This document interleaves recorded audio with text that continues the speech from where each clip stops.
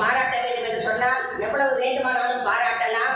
பாராட்டுதல் முக்கியமல்ல, அவருடைய வளர்ச்சிக்கு நாம் எந்த வகையில் உறுதுணையாக இருக்க போகிறோம் என்பதுதான் அவருக்கு செய்யும் கடமையாக இருக்கும் என்ற வகையில் இணைந்து நடத்தியதில் நாங்கள் பெருமிதம் கொள்கிறோம். இணைந்து நடத்தியதற்காக அவர்களுக்கு எங்களது நன்றியை திருமூலர் ஆய்விருக்கையின் சார்பாக தெரிவித்துக் கொள்கிறோம். திருமூலர் ஆய்விருக்கையில் படித்துள்ள நம்முடைய சேலம் அசோக்குமார் போன்றவர்கள், நம்முடைய அருணா கிருத்திகா, நம்முடைய அருள்நிதி அவர்கள் மற்றும் நம்முடைய யோகா சாமிநாதன் அவர்கள் எல்லாம் என்னுடைய திருமூலர் ஆய்விருக்கை சார் எந்திரிக்கலாம் சார், நீங்க பலமா கைதட்டாங்க. அவருடன் சக்திவேல் அவருடைய மாணவர்களும் இவர் வந்திருக்கிறார்கள். இவர்கள் எல்லாம் திருமூலர் ஆய்விற்கைக்கு துரும்பாக இருந்து செயல்பட்டு, தூணாக இருந்து, துரும்பு போல் காட்டிக்கொண்டு தூணாக இருந்து செயல்பட்டு வருகின்றார்கள். அசோக்குமார் அவர்கள் எல்லாம் சேலத்தில் கூட பயிராக நடத்தி கொடுத்தார்கள். நாங்கள் அஸ்திவாரத்தை சரியாக்க வேண்டும் என்ற நோக்கில் இதையெல்லாம் நிறுத்தி வைத்திருப்பதால் இனி அவையெல்லாம் சிறப்பாக நடைபெறக்கூடிய காலம் என்பதால் இந்த ஒரு விளக்கத்துக்கு நான் அதிக நேரம் எடுத்துக்கொண்டேன். மேடையில் இருப்பவர்களும் புரிந்து கொண்டால், ஒருங்கிணைப்பு என்பதால் நாம் சாதிக்க முடியாதது எதுவுமே இல்லை. ஒரு சிறு புள்ளியால் ஒருங்கிணைப்பு என்ற ஒன்றை நாம் செய்துவிட்டால் எதையும் சாதிக்க முடியும் என்ற நோக்கத்தில் தான், எது புரியாவிட்டால் கூட இந்த ஒருவரில் புரிந்தால் போதும். இதுவரை நான் பேசியதன் நோக்கம், நாம் அனைவரும் ஒருங்கிணைந்து செயல்பட்டால் இந்த சித்த பாரம்பரிய மருத்துவம் என்பதும் அனுபவ மருத்துவம் என்பதும் தமிழ் மருத்துவத்தின் இரு கண்கள், இவற்றின் உரிமைகளை பாதுகாக்க முடியும் என்ற வகையில் ஒரு சில செய்திகளை சொல்லி என் உரையை நிறைவு செய்யலாம் என்று நினைக்கின்றேன். இந்த பாரம்பரிய மருத்துவம் என்பது இயற்கையோடு இணைந்த நோயில்லாத ஒரு சமுதாயத்தை உருவாக்குவது, அதுதான் இங்க முக்கியம். இயற்கையோடு இணைந்த நோயில்லாத சமுதாயத்தை உருவாக்குவது. எனவே பாரம்பரிய அறிவை பாதுகாக்க வேண்டியது நமது கடமையாகும். அது மட்டுமல்ல, தமிழ் மருத்துவத்தை உலக அளவில் அடையாளப்படுத்த வேண்டும்.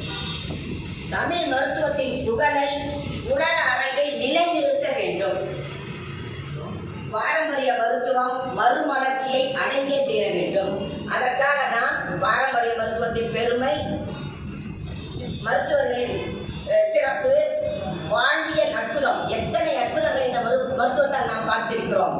அந்த வாழ்வியல் அற்புதங்கள் இது முக்கியம். அமைப்புகளின் ஒருங்கிணைப்பு, இந்த ஒன்று நமக்குள் கருத்து வேறுபாடு இருக்கலாம், எது வேண்டுமானாலும் இருக்கலாம். ஆனால் இந்த ஒருங்கிணைப்பு என்று வரும்பொழுது நாம் ஒருங்கிணைய வேண்டும். அமைப்புகளின் ஒருங்கிணைப்பு இது கிடைத்துவிட்டால் அரசின் அங்கீகாரம் நமக்கு கிடைக்கும்.